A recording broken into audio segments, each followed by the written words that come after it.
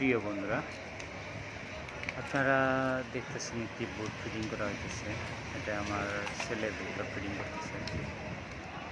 এই ভিডিওটা উদ্দেশ্য হলো আপনাদের জন্য যে কিছুগুলো মানুষ আছি আমরা বোর্ড ফিটিং করতে পারি না, বা বিশেষ করে ভিতরে যেগুলো ওয়ারিং থাকে এই ওয়ারিংগুলো করতে পারি না।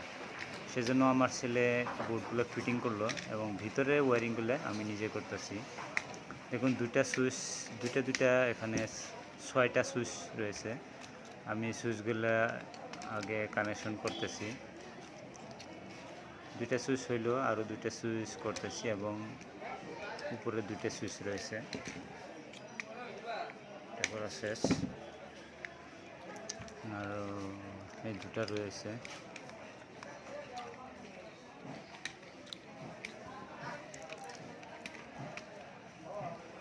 এখানে সুইচগুলো ফিটিং করা কোনো ব্যাপার না, কিন্তু যখন আপনি ওয়্যারিং করবেন ভিতরে মেন হইল আপনার ওয়্যারিংগুলো ঠিক না হলে আপনার অনেক বড় সমস্যা হতে পারে। আমি সুইচগুলো কানেকশন করে নিয়েছি, দেখেন। এখন রয়েছে দুটো সকেট আছে এখানে, দুইটা সকেটে আপনার কানেকশন করতে হবে। দুইটা সকেটের জন্য দুইটা সুইচ রাখছি পাশাপাশি। সকেটের সুইচে কানেকশনগুলো দিয়ে নেব। তারপর নিউট্রাল টু নিউট্রাল সকেট থেকে আরেক সকেট পর্যন্ত আমি কানেকশন করব। এখানে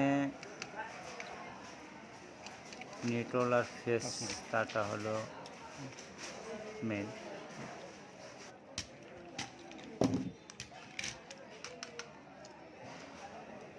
এগুলো যদি ঠিক না থাকে তাহলে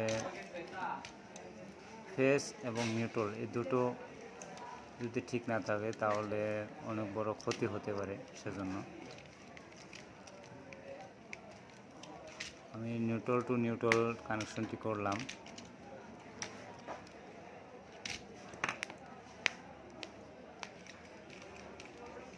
প্রিয় বন্ধুরা, দেখতেছেন একটু ভুল হয়েছিল, সেজন্য আমি লাল তারটা একটু নিউট্রাল টু নিউট্রাল সকেট থেকে আরেক সকেটে কানেকশনগুলো আবার নতুন তৈরি করছি।